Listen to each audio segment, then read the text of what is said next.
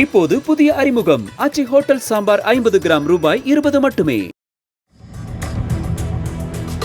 குன்னூர் அருகே அட்டடி குடியிருப்பு பகுதியில் சிறுத்தை ஒன்று உலா வந்த காட்சி சிசிடிவி கேமராவில் பதிவாகியுள்ளது. விலங்குகளை வேட்டையாடுவதற்காக சிறுத்தை வந்ததாக கூறப்படும் நிலையில் இரவு நேரங்களில் வனத்துறையினர் கண்காணிப்பு பணியை மேற்கொள்ள வேண்டும் என பொதுமக்கள் கோரிக்கை வைத்துள்ளனர்.